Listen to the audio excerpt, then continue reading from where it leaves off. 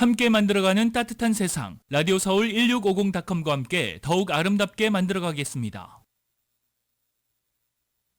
강혜신의 오늘의 미국.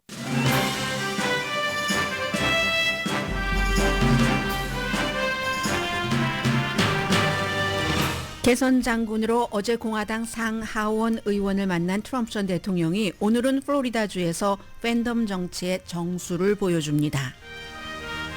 공화당 하원 의원들과의 미팅은 단합의 상징이었어야지 될 그런 이벤트가 트럼프의 마을 잔치가 됐습니다. 테일러 스위프트, 낸시 펠로시 그리고 공화당 전당대회가 열리는 밀워키를 비난했습니다. 반면 특이한 행동도 했습니다. 넘버 원, 그동안 자신을 비난해온 한국 사위 레리 오건 전 메릴랜드 주지사를 상원 후보로 지지했습니다. 넘버 투, 아들이 총기법 위반 유죄 판결을 받은 바이든 대통령에게 공감을 표현했습니다. G7 정상회담에서 우크라이나 지원안에 다른 정상들과 합의한 바이든 대통령은 오늘 프란치스코 교황과 회담했습니다. 의제는 인공지능, 테크놀로지 등인데 교황은 컴퓨터를 사용하지 않습니다. 연방대법원이 범인이 총기를 거의 기관총과 같은 속도로 발사할 수 있는 부착물 금지 규정을 철회하는 판결을 내렸습니다. 보수 성향 6명 대법관이 내린 결정입니다. 테슬라 CEO 일론 머스크는 봉급받는 사람이 아닙니다. 법원에서 부당하다고 판결한 페이 패키지를 주주가 승인해서 일론 머스크는 지난해 미국에서 가장 많은 연봉을 받은 최고 경영자보다 300배 많은 액수의 주식 지분을 가질 수 있습니다. 그러나 최종 판결은 판사가 합니다. 오늘 미국 주요 뉴스의 일면 공통적인 탑 뉴스는 연방대법원의 낙태약 판매 승인 판결의 심층 취재입니다. 그 다음으로 많은 이슈는 홍수, 폭염 등 날씨 관련 뉴스고 워싱턴 포스트는 일면에 상어로부터 인간을 보호하는 테크놀로지를 보도했습니다. 일요일은 아버지 날입니다. 워싱턴 포스트에는 공화당 전략가 브래드 타드 씨가 아버지 날을 맞아서 할아버지와 남자에 대해 쓴 어피니언이 실렸습니다. 기고가는 세상이 어머니만 너무 부각시킨다는 점도 강조했습니다. 여러분 안녕하십니까? 오늘의 미국 강혜신입니다. 오늘 트럼프 전 대통령 78살입니다. 그래서 이제 말하려고 해서 생일 파티 하고 저녁에는 또 플로리다 웨스트비치 팬클럽 이벤트에 참석을 합니다. 트럼프 전 대통령 팬클럽이 무척 많지만 이 클럽은 클럽 47 USA 해서 이제 오늘 저녁에 팬들만 가득 모인 그곳에서 또 생일 축하 파티도 당연히 하겠죠. 어제 의회에서도 했으니까. 그래서 이제 오늘 당연히 금요일이지만 내일 아침이 되면 그런 뉴스들이 또 탑 뉴스로 나오겠죠. 바이든 대통령이 다시 재선이 돼서 취임을 한다면 82살이지만 트럼프 전 대통령이 이번 선거에서 이긴다면 최근에 이제 이코노미스트가 그제부터 이 트럼프 전 대통령이 선거가 지금 치러진다면 이길 확률이 3분의 2라고 이렇게 딱 그 규정을 지은 것처럼 만약에 트럼프 전 대통령이 이겨서 다시 백악관에 들어가면 미국 역사상 가장 나이가 많은 채로 이제 백악관에 들어가게 되는 그런 그 사람입니다. 바이든이 아니라 트럼프라면. 왜냐하면 바이든 대통령 지금 선거 치르고 나면 11월 20일이 생일이니까 82살이 되지만 이건 이제 만약에 안 되고 트럼프 전 대통령이 된다고 하면 78살에 백악관에 들어가게 되잖아요. 바이든 대통령 77살에 들어갔습니다. 아무튼 두 사람은 시간이 지나갈수록 좀 나이 이슈가 나올 것 같습니다. 어제 이제 트럼프 전 대통령 공화당 의원들과 만나서 한 그 얘기도 그렇고 어쨌든 팬덤 정치부터 말씀을 드리자면은 팬덤 정치는 어느 나라에서나 어느 정도 있고 그리고 최근에 이제 유럽처럼 이민에 반대하고 하는 그런 강경 보수 우파들이 힘을 많이 잡고 있는 그런 곳에서는 팬덤 정치 어마어마합니다. 트럼프 전 대통령도 마찬가지고요. 그런데 이제 팬덤 정치의 공통점이라고 하면은 이 한 사람, 내가 지지하는 사람을 너무 좋아해서 그 팬들이 층층이로 모든 것을 다 덮어주고 하는데 거기까지면이면 그것도 사실은 조금 위험한 면이 있지만 그게 더 나아가서는 항상 적을 만들어 놓는 거죠. 적을 만들어서 내가 좋아하는 이 팬의 라이벌을 적으로 해서 엄청나게 공격을 하면서 혐오의 대상으로 해서 사회 전체에 혐오를 뿌리면서 내가 팬으로 갖고 있는 그 사람을 지킨다는 이 점에서 이제 팬덤 정치가 굉장히 위험한 거죠. 어제 바이든 대통령은 G7 이탈리아 그 정상회담에 갔고 트럼프 전 대통령이 워싱턴에 간 것을 굉장한 이제 승리로 보는 거죠. 미국 아마 생일 축하 노래 부르는 것 가운데 제일 유명한 게 뭐 역사적으로는 워싱턴과 연관돼서는 마릴린 문로 아닐까요? 해피 버스데이 미스터 프레지던트 하는. 그런데 어제 의회에서는 해피 버스데이 역시 45대 프레지던트에서 트럼프 전 대통령 생일이 오늘이기 때문에 44개 초를 딱 켜고요. 케이크에다가 공화당 정치인들이 게다 대고 47이라는 숫자도 2개나 그 케이크 위에 올려놨습니다. 왜냐하면 47대 대통령이 될 것이라고 이제 그 믿고 그 케이크에 그런 것을 올려놨습니다. 그래서 개선 장군이라고 표현을 드렸는데요. 대선 결과를 뒤집기 위해서 트럼프 전 대통령의 지지자들이 트럼프 전 대통령도 그곳에 가서 fight like hell, 죽을 때까지 싸우라고 얘기를 했고, 그리고는 사람들이 정말 죽었습니다. 그 건물에서. 미국은 세계 각 나라에서 정말로 그 체면이 많이 구겨졌죠. 저런 나라가 미국이었어 하고, 그 사건 이후에 처음으로 의사당을 방문을 했는데 이렇게 많은 의원들이 45를 넘어서 47일자까지 그 케이크에 꽂아서 하는 이런 것이었으니까 완전히 뭐 세레나데 치고는 대단한 그 세레나데를 정치인들이 불러준 거죠. 시위대도 물론 바깥에 있기는 있었습니다. 그리고 심야 터크쇼를 보면은 그들은 언제나 범죄 현장으로 되돌아간다. 이건 이제 어제 낸시 펠로시 하원 의장이 얘기를 했잖아요. 의사당 반란의 선동가인 트럼프가 범죄 현장에 온다 했는데 어제 심야 터크쇼도 그게 이제 대체적인 그런 맨 앞에 내세우는 프로그램이었습니다. 그렇지만 어쨌든 성공적으로 많은 것을 숙청했죠. 트럼프 전 대통령이. 미국에서 숙청이라는 단어가 어울리지 않을지 모르지만 공화당에서는 수많은 숙청 작업이 있었습니다. 트럼프 전 대통령을 반대하는 사람은 거의 숙청됐죠. 어제 상원과 하원 의원들을 따로따로 만났는데 가장 유명한 장면은 상원 의원 미치 매코넬, 현재의 공화당 상원 원내대표와 만나는 장면입니다. 약간의 거리는 떨어져 있었는데요. 이 악수를 했습니다. 두 사람이 악수를 하고 트럼프 전 대통령이 더 아주 느긋하게 악수를 하고 손을 한 번 더 이렇게 잡고 뭐 미치 매코넬은 거리가 조금 책상이 있었는가 해서 떨어졌으니까 이렇게 팔 뻗고 악수를 했습니다. 의사당 폭동 사건이 일어난 직후에 미치 매코넬이 트럼프 전 대통령이 한 말은 트럼프가 본인의 당의 대통령이지만 도덕적으로도 현실적으로도 책임이 있다라고 얘기를 했습니다.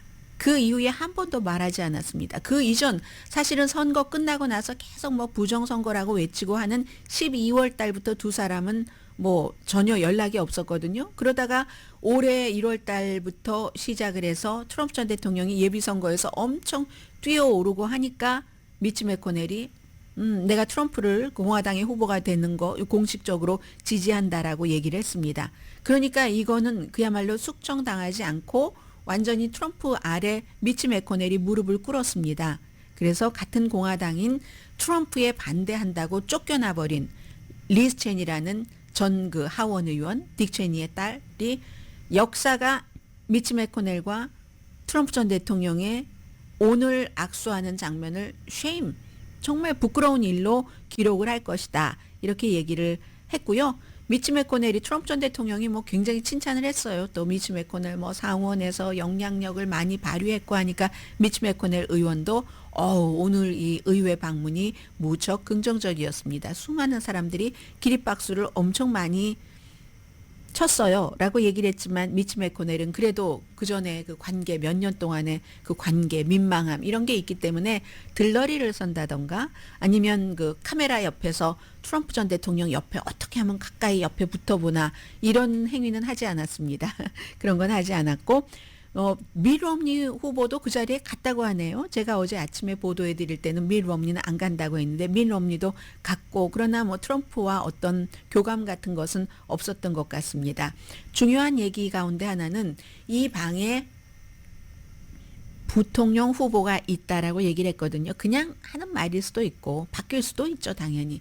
그런데 그 방에는 세 사람의 연방 상원 의원이 있었습니다. 후보 물망에 오르내리는 마르코 루비오, 플로리다, 그리고 팀 스캇, 사우스캐롤라이나, 또 한 사람 JD 벤스, 오하이오가 지역구인 이 세 사람, 뭐 세 사람 전부 팀 스캇을 빼고는 두 사람은 트럼프를 처음에 경멸하다 트럼프 쪽으로 강한 힘에 끌려간 사람들이고요. 아무튼 이리하여 많은 그 전문가들은 사실은 어제가 공화당이 결국은 그 트럼프와 서로 좀 소원하고 하기도 하다가 그렇지 않은 사람도 많지만 이게 단합한다 하는 것을 보여주는 것이 미션이었습니다. 목표였는데 트럼프 전 대통령이 한 말들이, 쏟아낸 말들이 너무 많아서 전부 트럼프의 말로 채워졌습니다. 예를 들어서 뭐 팁 받는 사람들의 그 팁에 대해서는 세금 부과를 하지 않는다. 이거 트럼프 전 대통령이 할 수 있는 건 아니고 의회를 통과해야지 되고, 바이든 대통령은 이제 최저임금을 받으면서 팁을 받는 사람, 그리고 이제 점진적으로 한다고 했고요. 그리고 이런 얘기도 했습니다. 낙태 때문에 2022년도 공화당이 선거에서 졌다. 그런데 내가 보수적인 연방 대법관을 임명했다는 그것을 많이 내세우긴 하지만 그 보수적인 연방 대법관의 낙태 판결로 일어난 일들이잖아요. 근데 그 점에 대해서는 또 지적하지 않았고, 밀와키를 비난을 했는데 범죄가 많다고, 위스콘신 주잖아요. 인구가 위스콘신 주에서 인구가 가장 많고 밀와키가, 그리고 위스콘신 주는 지금 격전지이고 무엇보다도 공화당 전당대회가 열리는 그 도시입니다. 전당대회가 열리는 도시를 그 당의 후보가 전당대회 열리기 이제 한 달밖에 남지 않았는데 15일부터니까 한 달 하루 남았네요. 7월 15일부터 18일까지 열리니까. 그런데 비난을 하는 그런 역사는 없었습니다. 그러니까 오늘 아침에는 또 나 비난하지 않았다, 완전히 막 끔찍한 도시라고 얘기를 했거든요. 그 범죄를 얘기를 한 거겠죠. 그 범죄를 잡는 것, 법과 질서, 이걸 트럼프 전 대통령이 많이 강조를 하기 때문에, 리처드 닉슨 그때부터, 그렇기 때문에 아마 그것을 말하려다가 뭐 이렇게까지 온 것 같지만, 어쨌든 오늘 아침에는 내가 언제 그런 말을 했느냐고. 그럼 사람들이, 거기 있었던 사람들이 거짓말을 치겠습니까? 오늘 밀와키 그쪽에서 발행되는 신문 보니까 전부 일면에 썼던데요. 그런 얘기도 했고, 그리고 그러니까 이 위스콘신주와 주지사와 밀와키의 시장은 전부 민주당이거든요. 오늘 엄청 이 공화당의 대선 후보를 비난을 했고, 그런가 하면 테일러 스위프트에 대해서도 하원 의원들과 만나서 테일러 스위프트가 지지를 할 것이다. 조 바이든을 지지를 할 것이다. 나를 지지를 해야지 돼. 막 이렇게 막 불평이죠. 테일러 스위프트에 대해선. 그리고 낸시 펠로시에 대해서는, 낸시 펠로시의 딸이 나에게 한 말이 있는데, 트럼프 전 대통령의 얘기입니다. 엄마와 잘 어울릴 수 있었을 것 같아요. 이거는 어떤 사람은 로맨틱한 관계를 얘기하고 어떤 사람은 비즈니스적으로 이렇게 얘기를 한다고 하는데, 낸시 펠로시 딸이 난 그런 말 한 적이 없다. 트럼프에게. 그렇게 얘기를 했고요. 그리고 시리어 킬러죠. 가상의 그 시리어 킬러, 그 카니발 렉터를 또다시 칭찬하는, 이건 첫 번째가 아니니까 뭐 자세히 말씀드리진 않겠어요. 픽셔널 캐릭터니까. 그 밖에 뭐 이제 트럼프 전 대통령도 뭐 한 말 또 하거나 횡설수설하는 거나 이런 것들이 요즘 굉장히 많아졌거든요. 그래서 어떤 사람은 그 퍼포먼스죠. 지금 정치인들의 말과 행동은 다 퍼포먼스인데, 그 퍼포먼스가 술 취한 삼촌이 온 가족 모임과 같았다. 최악의 평은 이렇게 하지만, 그러나 이건 그냥 최악의 평으로 하는 것이고, 제일 중요한 것은 자신이 필요 없다고 생각하는 사람들 다 숙청하고 남아있는 사람들은 내 발밑에 무릎을 꿇게 하는 개선 장군으로 의회를 방문한 것 맞습니다.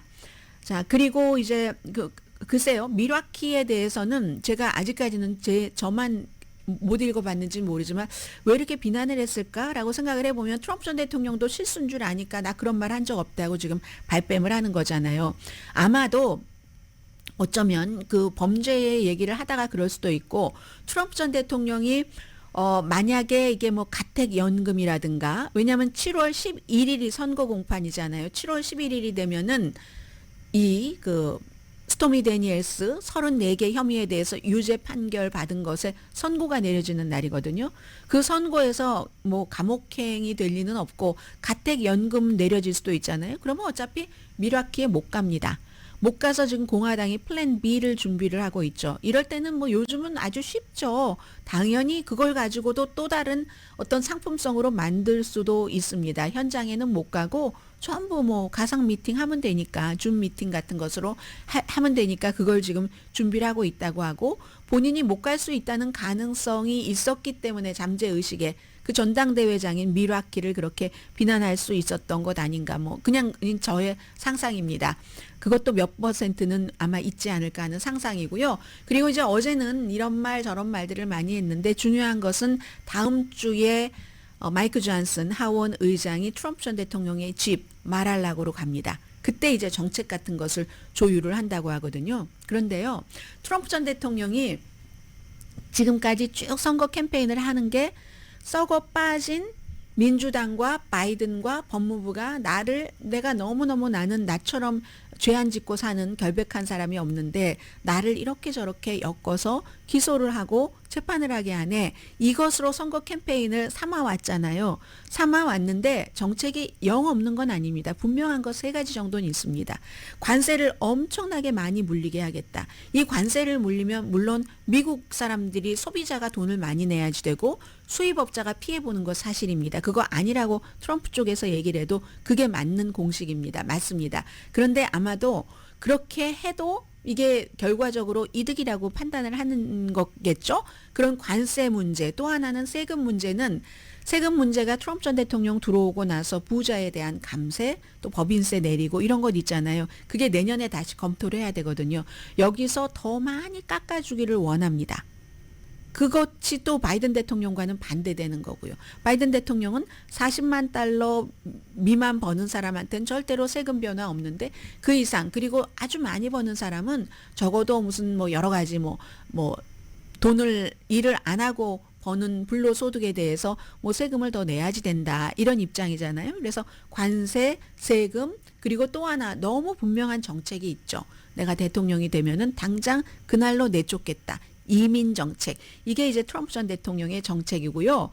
어제는 제가 트럼프 전 대통령에게서 이거 변할 수도 있다. 이렇게 변하는 것을 보면 트럼프 전 대통령이 굉장히 여유가 있어진 것 아니야? 이코노미스트의 지적대로 지금 투표한다면 본인이 당선이 된다고 하니까 그런 걸 느꼈는데, 하나는 그 메릴랜드 그 전 주지사 레리 호건 주지사, 또 하나는 바이든에 대해서인데, 레리 호건 주지사가요, 며칠 전까지만 하더라도 트럼프 전 대통령의 며느리인 공화당의 전국 그 공동의장 라라 그 트럼프가 당신 끝났어. 레리 호건 전 주지사가 임기 제한 때문에 더 이상은 주지사를 하지 못하고 민주당 성향의 주에서 공화당으로서 엄청나게 인기를 끌었는데 계속 트럼프 전 대통령과는 다른 행보, 트럼프 전 대통령 비난을 해왔습니다. 그런데 레리 호건 주지사가 트럼프 전 대통령 그 뉴욕에서 34개 혐의에 대해서 유죄 판결을 받기 몇 분 전에 공화당은 이 판결이 어떠한 판결로 나와도 그 법적 시스템을 받아들이고 존중해야지 된다, 이런 말을 했어요. 그러니까 라라 트럼프, 당신 끝났다. 상원 끝났어. 이렇게 얘기를 했거든요. 그에 비해서 어제 트럼프 전 대통령이 나는 레리 호건이 상원 의원 되는 것을 지지한다라고 했으니까 이건 드라마틱한이라는 표현보다 훨씬 더 나가는 겁니다. 트럼프 전 대통령이 본인을 비난하는 사람을, 지금도 레리 호건이 트럼프에 대해서 전향한 게 아니에요. 트럼프 전 대통령의 입장에서. 그런데 본인에게 반기를 들고 나를 비난을 하는 사람을 저 사람이 상원 의원이 됐으면 좋겠어, 이렇게 말하는 것은 대단한 변화입니다. 박스와의 인터뷰에서 얘기를 했어요. 이 레리 호건이 이길 찬스가 있다. 지금 이제 예비선거에서 이겼으니까 민주당과 같이 대결을 하잖아요. 그리고 그가 이기는 걸 보고 싶다. 나는 당의 일부분이고 뭐 나라의 일부분이고 그래서 그가 이기기를 원한다. 이거는 여유가 있는 것도 있지만, 또 하나는 본인이 대통령이 됐을 때 상하원을 다 공화당이 장악하는 것을 원하는 겁니다. 그것을 원해야지 본인의 아젠다대로 쉽게 갈 수가 있기 때문에 그래서 아마 그런 게 아닌가 저는 그런 생각을 해봤고요. 그럼 레리 호건 주지사 측에서는 뭐라고 하는가? 전 주지사, 상원의원 후보 측에서는 어제도 트럼프 전 대통령이 그런 말을 한 뒤에도 거리두기를 했습니다. 나는 트럼프를 지지하지 않는다. 2016년에도 지지하지 않았고 2020년에도 그에게 투표하지 않았다라고 얘기를 했거든요. 레리 호건 주지사로서는 이제 와서 트럼프 전 대통령과 뭐 잘해볼 수도 있겠 이렇게 얘기하면 표 떨어지는 소리가 우후죽순인 거죠. 네. 그리고 트럼프 전 대통령이 조금 더 변했다는 느낌은 바이든 대통령에게 공감하는 것 같은 말을 했다는 거거든요. 바이든 대통령은 그 아들이 그 총기법 위반으로 유죄 판결을 받은 것에 대해서 사면하지도 않고 어제도 또 얘기를 했습니다. 감형도 안 한다. 사면은 완전 죄 자체를 없애주는 거고 감형은 형기를 받았을 때 그걸 감형해 주는 거잖아요. 그것도 안 한다라고 얘기를 했는데 트럼프 전 대통령이 아버지로서 무척 터프할 것이다. 바이든 대통령은 브라더나 시스터였어도 터프할 거야. 이렇게 얘기를 하고 그런 일들은 스탑하지 않을 거야. 뭐 이런 얘기를 하는 거죠. 뭐 마약에 중독이 돼서 그걸 거짓말로 중독 아니라고 하고 총기를 샀다는 혐의에 대해서 25년 징역형을 받을 수 있다는 거잖아요. 근데 그거 끊을 수 없을 거야. 이런 얘기를 합니다. 그게 알코올이든 마약이든 무엇이든지 이건 어쩌면 본인의 경험에서 나온지도 모릅니다. 트럼프 전 대통령 술 안 마십니다. 담배도 안 피웁니다. 아버지가 술, 담배 하지 말라고 했습니다. 그런데 그의 형이 그 아버지의 여러 가지 뭐 등등 집안의 사업 그런 문제들 이런 것에 맞지 않는 사람이었잖아요. 알코올 중독으로 젊은 나이에 숨졌습니다. 그래서 81년도에 그 숨졌잖아요. 그래서 maybe 그 경험에서 나오는 건지도 모르겠는데 그럼에도 불구하고 트럼프 전 대통령이 본인을 비난하는 레리 호건 전 주지사나 현재의 적인 바이든 대통령에게 터프할 거야 이런 말을 했다는 자체는 저로서는 어제 있었던 일 중에서 제일 큰 변화 아니면 정말 아무튼 좀 새롭네 하는 그런 그 이슈였습니다.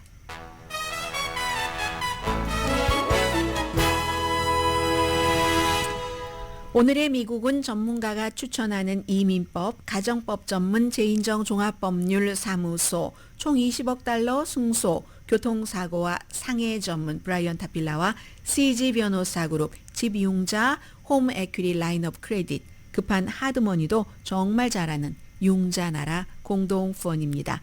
잠시 뒤에 오늘 미국 뉴스의 탑뉴스와 그와 연결된 오늘 나온 연방대법원의 또 다른 총기와 관련된 판결 전해드립니다.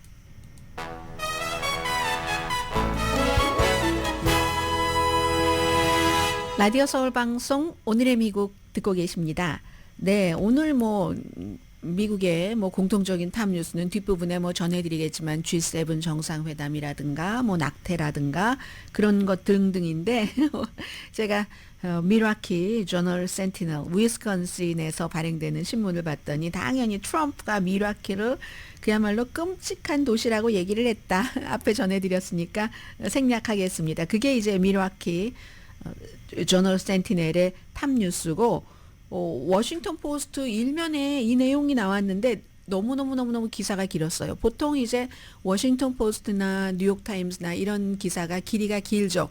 평소에 길었던 그 길이보다도 2배 이상 길었다고 할까요? 그래서 제가 사실은 미국과 직접 관련이 있는 것이 완전히 지금 현재 모든 사람들에게 그게 아니어서 끝까지 읽어보진 못했는데 뭐를 일면에 뒀냐면요. 당연히 연방대법원의 어제 낙태 판결 이런 건 일면에 뒀는데 상어의 공격에 대해서 일면에다가 딱 그 상어가 나오는지 안 나오는지를 열심히 망원경으로 보고 있어요. 사진도 커요. 누가 보니까 해변에서. 저 미국인 줄 알았어요. 미국도 아니에요. 호주입니다.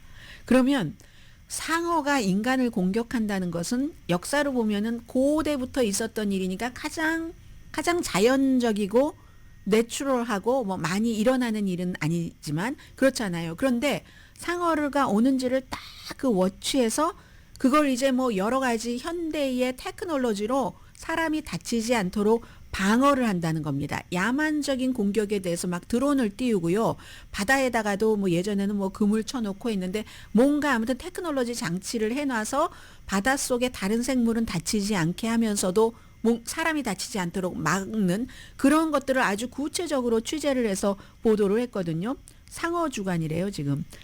보통 이제 호주는 1월이 이제 뭐 여름에 최고의 극이잖아요. 그런 여름의 절정기.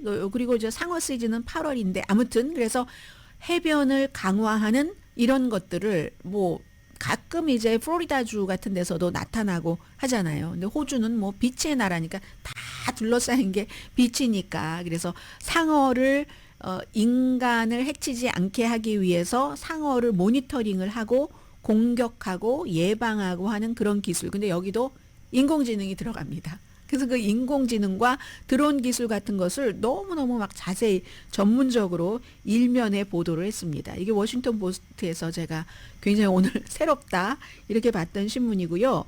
마이애미 헤럴드는 요 며칠 전해드리는데 비정상적인 폭우랍니다. 마이애미 그쪽이 허리케인이 많이 오니까 폭우에 사람들이 익숙하기도 한데 플로리다주의 남부 비치 쪽으로 만약에 여행을 가는 것을 기획하시는 분들은 그거는 이제 스탑해야지 된다. 지금 오늘 그 신문 보면 그렇게 나오고 있거든요. 비가 멈춰야지 되는데 멈추질 않는다. 당연히 지금 사망자가 발생을 했고요. 그래서 마이애미 헤럴드 보면은 아주 크게 it needs to stop. 스탑해야지만 되는 스탑할 필요가 있어. 그리고 나머지는 이제 어제 말씀드린 그 쿠바 그 해안에 러시아 핵 잠수함이 쫙 오는 거 핵무기가 들어있지는 않지만 역시 그 지역이기 때문에 그런 것을 강조를 했고요.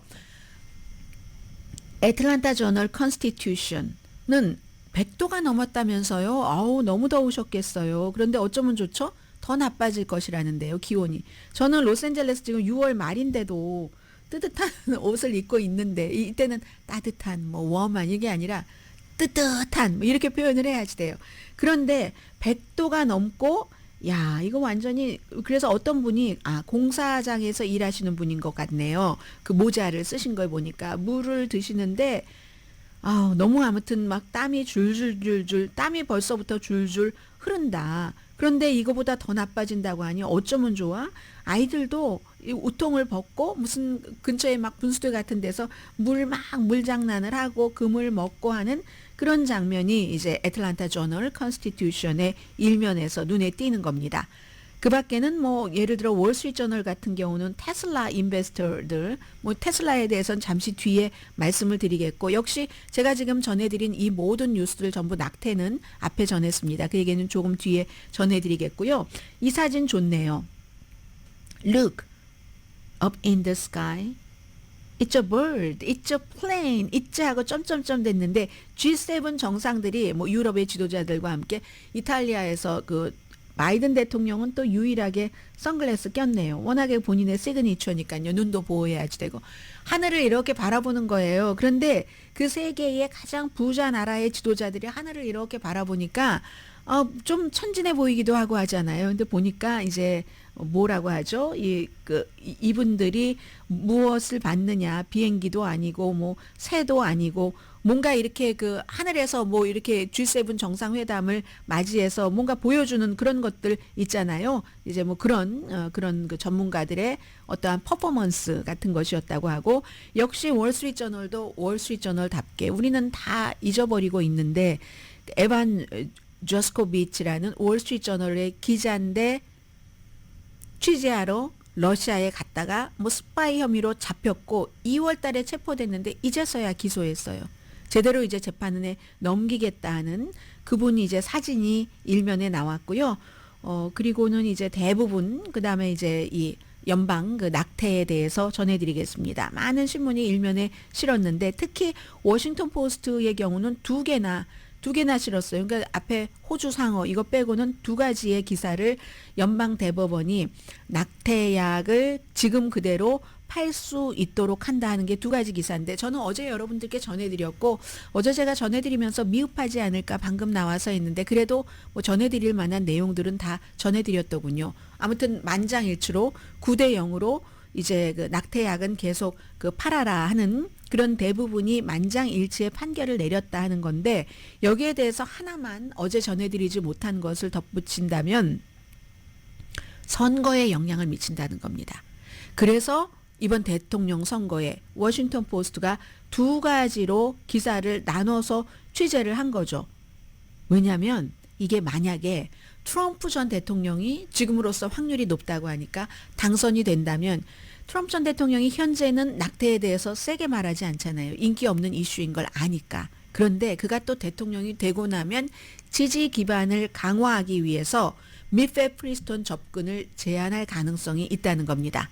트럼프가 여러 가지 어떤 형태로든 그렇게 할 수가 있기 때문에 이게 이제 그 유권자들은 생각을 할 것이고 한다. 그리고 또 한 가지는 이제 9대 0으로 이 낙태약을 판매해라 지금 그대로. 그래도 판매 못하는 주가 많다고 말씀드렸고요. 왜냐하면 낙태약 금지도 낙태 금지이기 때문에 낙태가 금지된 주에서는 너무너무 어렵게 해놔서 도저히 살 수 없게 그렇게 뭐 옆 동네 가서 산다면 모르지만 옆주에 가서 산다면 모르지만 그렇게 돼 있습니다. 그런데 누군가가 이런 지적을 했어요. 이게 기각이 돼서 다행이지만 왜냐하면 이걸 금지해야 된다 하고 의사들이 보수적인 의사들이 고소한 거잖아요. 했더니 연방대법원에서 아니 그 의사들이 여기에 대해서 직접적으로 피해보는 게 없는데 하고 그냥 기각을 해버린 건데 원래 애당초 이 케이스를 받지조차 말았어야지 된다. 이렇게 얘기하시는 분들이 계십니다. 어쨌든 저는 워싱턴 포스트의 낙태약 이 문제도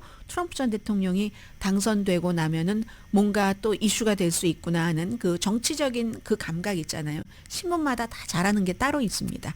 USA 투데이는 생활적인 거 잘하고 뭐 이런 식으로 워싱턴 포스트 역시 정치 애니멀 그쪽 성향이 굉장히 강합니다. 그리고 오늘 이제 연방 대법원이 이 트럼프 시대에 있었던 거거든요.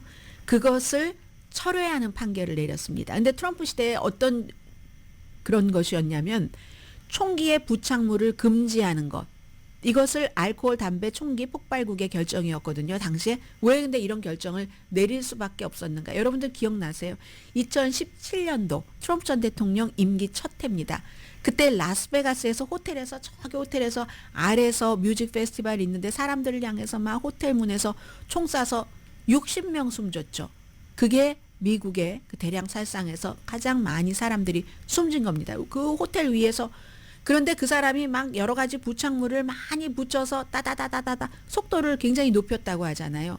그랬기 때문에 그때의 정서 자체가 아니 왜 일반인들이 그 총에 반자동 초총에 이상한 걸 막 붙여가지고 그렇게 하지? 해서 그것을 그렇게 붙이는 것을 금지를 했습니다. 그랬는데 이 범프스탁이요. 이 범프스탁 이렇게 금지한 것을 연방 대법원에서 이거 금지하는 거 안 돼 하고 반대의 방향으로 나간 겁니다. 말하자면 총기에 대해서 더 자유로운 판결을 내린 거예요.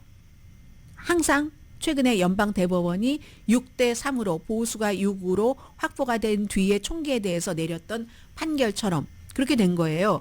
그래서 이건 이제 훈련을 받지 않은 사수도 빠른 속도로 할 수 있다는 거예요. 판결은 보수 6 전부 왜 총기 부착해도 돼. 뭐 부착해도 돼. 할 권한이 있어. 진보 3명은 NO라고 했거든요. 그리고 여기에 대해서 그 판결문은 클래런스 토마스 그 보수적인 대법관이 썼는데 범프스탁이 반자동 총기를 기관총으로 변형시키지 못한다. 이 반자동 총을 기관총으로 변형시키지 못하도록 하는 게 미국의 1934년도 총기법이랍니다. 그런 게 있는데 변형시키지 않는다는 거예요. 범프스탁을 사용해도 반자동 소총이 기관총이 되지 않는다. 이게 이제 6명 그 사람들의 뭐 법적인 것을 본인들 나름대로 철학이 있겠죠. 그렇게 해서 내린 것이고 일반인들이 생각할 때는 그 법이 어떻고 이것보다도 어쨌든 반자동 소총에 뭔가를 범프스탁을 붙여놓으면은 더 빠른 속도로 따다다다다다 나가니까는 사람들이 더 많이 그 범인이 의도를 하면은 더 많이 빠른 시간에 숨질 수가 있구나 하고 반대를 했던 거예요. 그 당시에 뭐 트럼프의 행정부에서 그렇게 했던 건데 관련 그 국이. 근데 이제 연방 대법원에서 이걸 또 뒤집어 버린 겁니다. 그리고 또 하나를 말씀드리자면 클래런스 토마스 연방 대법관 때문에 연방 대법원의 판사들의 신뢰도가 굉장히 내려갔어요. 너무너무 부패하고 아주 뭐 썩은 사람들로 보이게 하는, 그런데 큰 힘을 쓰고 있는데 하나 또 미안해하지도 않고 그런데요. 클래런스 토마스가 최소한 아주 비싼 여행 있잖아요. 막 개인 제트기 타고 가는 여행. 본인 돈이 아니라 남의 돈 간 게 어제 이제 상원 법사위원회에서 결론 내린 거니까 이거는 꼭 민주당만 있는 게 아닙니다. 공화당, 민주당 같이. 그러나 이제 민주당이 어쨌든 다수당이니까 법사위원장도 민주당이 법사위원장인데 여기서 적어도 3개는 더 있다. 막 이런 여행 한 번 가면 엄청나게 돈 드는 거잖아요. 남의 돈으로 간 것. 이런 내용이 나왔고요. 제가 이제 그 winner takes all 그 각 위원회의 소위원회의 그 위원장 말씀드린 김에 잠깐 말씀드리자면 한국에서 지금 뭐 더불어민주당이 뭐 그걸 다 가져간다. 뭐 7개라도 받으려면 받고 중요한 건 우리가 뭐 총리와 법사위원장도 갖고 나머지 뭐 방송통신 이것도 중요하니까 갖고 나머지 7개라도 가지려면 갖고 아니면 우리가 다 가질게. 우리가 다수당이니까 이렇게 얘기하잖아요. 거기에 대해서 많은 분들이 미국은 위너 테이크스 올인데라고 얘기를 합니다. 근데 한 가지 여러분들이 뉴스를 보실 때 미국과 한국이 다른 게 있어요. 미국은 예를 들어서 하원이 됐건 상원이 됐건 위너 테이크스 올 맞습니다. 그런데 대체적으로 미국의 유권자들이 좀 체크 앤 밸런스를 맞춰서 상원, 하원, 대통령을 다 몰아주는 경우는 거의 없어요. 그렇게 몰아진다면 그것도 할 수 없지만 지금도 마찬가지죠. 하원은 공화당이 다수당이니까 공화당이 위너 테이크스 올을 하고 상원은 민주당이 다수당이니까 위원장을 민주당이 다 가지고 있고 그러나 그 소속 위원들은 들어가 있고요. 그렇기는 하고 또 하나는 미국은 상원과 하원 제도가 있기 때문에 한국은 이제 국회의원들이 전부 임기가 똑같잖아요. 하원 2년, 상원 6년이기 때문에 아직도 예전보다 많이 후져졌지만 아직도 미국의 상원은 좀 당을 초월을 하는 그런 경향이 있습니다. 본인들이 국가를 위해서, 뭐를 위해서 이렇게 생각할 때. 그렇기 때문에 한국의 더불어민주당의 위너 테이크스 올과 미국의 위너 테이크스 올 시스템은 굉장히 다르다 하는 것. 뭐 연결이 돼서 말씀드렸고요. 잠시 뒤에 테슬라 뉴스를 많이 전해드리는 것은 꼭 일론 머스크가 기괴한 행동을 많이 해서 뭐 아니면 천재적이어서 꼭 그렇다기보다는 테슬라 주식 뭐 지금 얼마인가요? 테슬라 주식에 투자를 하고 계시는 한국 분들도 많이 계시거든요. 그러면 이제 모든 것이 아는 것이 힘이잖아요. 그래서 전해드리고요. 그리고 이거 전해드려야지 되는데요. 아버지 날에 관한 기고문 잠시 뒤에 뵙겠습니다.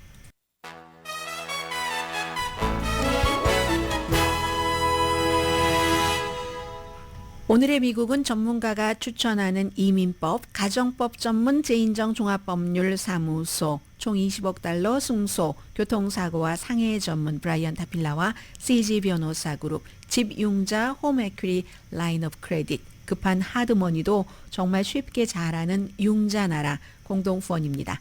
테슬라 주주들이 이게 2018년도 케이스인데요. 패키지 일론 머스크가 봉급을 받는 사람이 아니니까 패키지를 주는 것을 승인을 했는데 이걸 한 소액 주주가 고소를 했죠. 그래서 올해 1월 달에 이 일론 머스크가 너무 자신의 그 페이 패키지의 영향력을 많이 미쳤다. 뭐 예를 들어 이사회에 누구를 넣는다던가 뭐 등등 여러 가지가 많잖아요. 그런 것으로 안 된다. 델라웨어 판사가 안 된다라고 했습니다. 그런데도 어제 다시 주주들은 거의 오늘 조금 내려갔겠는데요. 이것보다는 500억 달러. 왜냐하면 주식으로 받는 거니까 그 정도를 주는 것, 그 패키지를 주는 것. 머스크를 보고 사람들이 테슬라에 투자를 했고 그리고 천재다. 일론 머스크는 자동차 업계를 얼마나 혁신했는가. 이런 생각을 하는 사람들이 있고 또 하나는 만약에 우리가 이걸 거부하면 일론 머스크가 나 돈도 안 주는데 근데 거기서 왜 시간을 많이 써야지 되지? 하면서 시간을 쓰는 것을 줄이거나 그럼 사람들은 또 두려워해서 딱 주식 빠져나갈 수가 있죠. 아니면 아예 그만둘 수도 있다. 일론 머스크 스타일대로라면 이게 뭐 오늘 뉴욕타임스나 월스트리트저널 등이 얘기를 한 거거든요. 해서 이게 3억 300만 주 지분이 13%에서 현재의 20.5%로 늘어나는 겁니다. 이 돈이 어느 정도냐면요. 3억 300만 주. 지금 오늘 보니까 테슬라가 어제 오후에 장외 거래에서는 올라가더니 주주들이 승인했다는 발표 나오고 현재는 올라갔으니까 또 좀 빠져야죠. 1.83% 빠져서 주당 179달러 13센트입니다.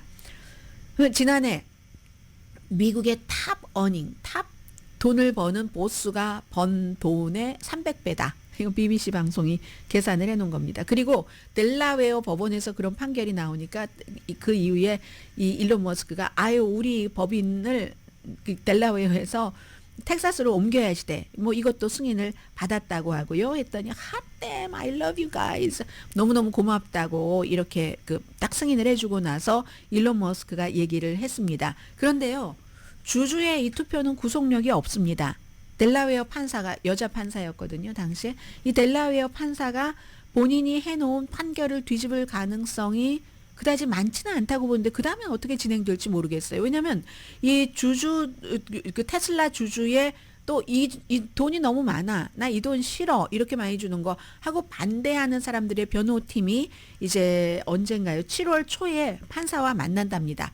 판사와 만나서 이제 어떤 일들이 있고 그 뒤에 뭐가 아직까지 그러니까 주주는 그렇게 했지만 최종적으로 결정된 것은 아니다. 말씀드리고요. 그 사이에 이제 뭐 주식 투자하신 분들은 여러 가지를 계산을 많이 하셔야지 되겠죠. 자, 그리고 이제 이 내용을 아버지 여기 있네요. 또 어디 제가 또 지웠는 줄 알고 너무 깜짝 놀랐네. 오늘 워싱턴 포스트 어피니언欄에 보면은 브래드 타드라는 정치 캠페인 컨설턴트입니다. 공화당 캠페인 컨설턴트인데 이분이 아버지의 아버지가 아니네요. 어머니의 아버지네요. 외할아버지니까. 외할아버지가 나에게 물려주신 여러 가지에 대해서 이제 아버지 날에 기억을 하면서 쓴 거예요. 이 외할아버지는 돌아가셨습니다. 그런데 본인은 외할아버지가 물려주신 뭐 골프 채도 그 피칭 웨지도 사용한다고 하고요. 아직까지. 그리고 살아갈 때 너무 많은 그 외할아버지로부터 받은 것을 본인의 지금 이렇게 뭐 정치 컨설턴트를 하면서도 활용을 한다고 얘기를 하는데요. 그 나의 14살 된 아들에게 그럼 대강 나이 짐작하시겠고요. 수염 깎기를 최근에 가르쳤는데 그러면서 할아버지가 예전에 나한테 가르쳐 주셨던 로렐 코드인가요? 전기 면도기 막 나를 바꿔가면서 그 나이에 할아버지도 나한테 그걸 가르쳐 주셨는데 했다는 겁니다. 엄마의 아버지인 나의 외할아버지가 내가 태어났을 때 44살이셨기 때문에 그때 굉장히 강하죠. 중년으로 미래에 대한 확신이 있었던 때인데 그 이후에 25년 동안 뭐 할아버지의 생애 최고라고도 볼 수 있고 나에게 많은 것을 가르쳐 주셨는데 아버지에게도 받았지만 할아버지에게도 받아서 이 할아버지는 지금 안 계시지만 아버지 날에 할아버지를 생각하고 싶다라고 얘기를 합니다. 뭐 예를 들어서 골프 코스에서 골프를 가르쳐 주시고 그래서 지금도 할아버지의 피칭 웨지를 쓰니까 할아버지와 골프장에서 함께 있는 거고 유니언 카드 데스크 할아버지의 뭐 이것도 기억이 나고 본인의 사무실에 뭐 방문객들이 오면은요 3가지를 자랑한대요. 앤틱 라디오 할아버지가 쓰셨던 할아버지의 영향이 진짜 나타나는 증거는 내가 가치를 두는 것들인데 전후 세대 미국인들을 너무나 즐겁게 한 너무 많은 그 성인 야구 그 리그가 있었잖아요. 그 야구 리그에서 하나 딱 해서 지금도 본인이 즐기는 거. 그리고 할아버지도 뭐 야구 뭐 캐쳐셨다는가 봐요. 팬덤이라는 거. 그 정치 팬덤이 아니라 야구 팬덤 이 느낌을 주셨고 스포츠의 전략적인 뉘앙스에 본인이 지금 그 컨설턴트, 정치 컨설턴트를 하면서 집착을 한다는 겁니다. 왜 정치 컨설턴트들이 뭐 이 야구에 무슨 뭐 이런 거 많이 인용을 하잖아요. 골프 치는 것도 그렇고 할아버지가 나에게 포켓 나이프 가지고 다니는 것, 귀찮은 집안일을 받아들이고 하는 것도 가르쳐 주셨는데 정육점에 가면은 리바이를 어떻게 고르는가, 그릴을 어떻게 하는가, 양쪽에 3분씩 1인치 두께일 때 한 번만 뒤집는다. 2번 말고 한 번만. 자동차와 트럭을 안팎을 깨끗하게 하는 거. 교회에 가면 진심으로 성가를 부르고 그리고 이제 그 친한 사랑하는 사람의 어깨에 손을 얹을 때는 보드랍게 가볍게 터치하는 것. 4H 비스킷을 만드는 법을 9살 때 가르쳐 주셨는데 그래서 막 너무 잘해서 블루 리본 받은 거 축하하셨고 다음해에는 콘브레드를 만들었는데 2등밖에 못했다. 낡은 계량컵으로 할아버지가 막 이렇게 만드는 그게 다 기억이 난다는 거예요. 정확하게 계량컵으로 하지만 정확한 측정을 하지도 않으셨다고 하고 포크에서 반죽이 미끄러질 때까지만 반죽해 그 이상은 하지 말아라. 그 모든 활동이 지금 와서 보니까 전부 교육적이었고 어린 시절에 할아버지에게부터 받은 그 의식이 나의 다른 사람과의 일부 관계에도 모델링이 되더라. 새 사냥의 마스터셨는데 핵무기 무슨 관련 회사의 매니저셨대요. 그래서 너무 이 새 사냥을 잘하니까 그 보스에게 막 그 사냥할 때 가이드를 하고 해서 이 할아버지가 사위를 그 사위 내가 이런 걸 가르쳐 줬으니까 우리 사위도 고용하세요. 그래서 신혼부부인 그 엄마와 아버지가 이 테네시예요. 테네시를 와서 이 주부는 6대째 여기서 사신답니다. 그 같은 계곡에서 그랬다는 거고 본인은 할아버지의 불안정성을 알게 된 것은 20대라고 얘기를 합니다. 할아버지가 모든 게 다 완전하지 않았다는 거예요. 그리고 몇 년 뒤에 할아버지가 은퇴하셨는데 컴퓨터를 못 하셔서 빨리 은퇴를 하셨고 그리고 나서 골프는 하셨는데 아니 너는 왜 정치를 싫어하셨대요. 너는 왜 하루 정도 데이오프를 하고 낮에도 골프를 칠 수 있어야지 그거 못 치는 거 너무 싫어하셨고 왜 정치인 그 컨설팅 이런 걸 하려고 하느냐고 이해를 못 하셨는데 본인도 할아버지의 약점을 보기 시작했고요. 그런데 우상의 약점을 보지 못하면 그의 인간성도 놓칠 수 있다. 할아버지의 약점까지도 나중에 이제 다 이렇게 보고 했는데 지금 와서 이렇게 보면은 전국 소매협회가 얘기하는 거 들어보면 미국 사람들이 평균 아버지 날에는 190달러를 쓰면서 어머니 날에는 254달러를 쓰고 시트콤이나 영화는 어머니는 영웅으로 만들고 아버지는 조크의 대상으로 만들고 싱글마더는 더 우대한다. 이런 얘기를 하면서 이분이 공화당 컨설턴트 맞네요. 문화가 멘토링보다 양육을 왜 더 우선하는지 본인은 이해를 못하겠다고 얘기를 합니다. 멘토링도 중요하죠. 양육도 중요하고. 그래서 맨 마지막이 중요한 결론이잖아요. 강하고 목적이 있는 역할을 주는 남성의 그런 것도 높이고 귀하게 생각하는 게 국가에도 도움이 된다. 이렇게 얘기를 했습니다. 아무튼 그 할아버지, 아버지 얘가 없었으면 나도 내가 되고 싶은 남자, 아버지, 할아버지가 될 수 없었을 것이다. 아버지 날에 할아버지를 생각해 본다는 얘기네요. 네, 오늘의 미국 도와주시는 분부터 말씀을 드리겠습니다. 전문가가 추천하는 이민법, 가정법 전문 재인정 종합법률 사무소, 총 20억 달러 승소, 교통사고와 상해 전문 브라이언 타필라와 CG 변호사 그룹, 집이용자 홈에큐리 라인업 크레딧, 급한 하드머니도 정말 쉽게 잘하는 융자나라 공동후원이었습니다. 10시에 브라보 마이라이프 방송됩니다. 자, 지금부터 시간 되는 데까지 G7에 대해서 말씀을 드리겠는데요. 기본적으로 우크라이나에 500억 달러를 융자해 준다 하는 것은 합의를 받고요. 러시아 재산 압류한 것을 이자를 잘 활용을 해서 하는 것까지 했고 올해 말까지는 돈 안 간답니다. 그러니까 그 돈은 이제 장기적인 경제 재건이나 이런 데 쓰여진다고 보면 되고 미국과 우크라이나가 10년 동안 안보 협정을 맺었는데 여기서 일본도 우크라이나와 안보협정을 맺었습니다. 그리고 미국은 안보협정은 맺었지만 전투, 지상군 파병은 안 한다. 이런 것도 확인했고요. 오늘은 이제 인도라든가 브라질이라든가 중동, 아프리카 초대 국가들과 얘기를 하는데 이건 이제 힘의 파워가 어느 쪽으로 가는가. 러시아와 중국으로 가지 못하기 위한 이런 것을 알 수가 있고 그리고 이제 프란치스코 교황과 만났는데 기후변화도 얘기를 하고 인공지능도 얘기하고 테크놀로지도 얘기를 했는데 교황은 테크놀로지를 사용하지 않고요. 그리고 이제 이번에 G7 정상회담에서의 특징이라고 하면 바이든만 지지율이 낮은 게 아니에요. 바이든은 그래도 한 37% 정도 되는데 이탈리아의 조지아 멜로니 강성 우파만 제일 높고 나머지는요. 캐나다 총리 30, 독일 25, 리시 수낙 영국 25, 마크롱 21, 일본 기시다 후미오 13% 인기 없는 사람들의 미팅입니다. 강혜신이었습니다.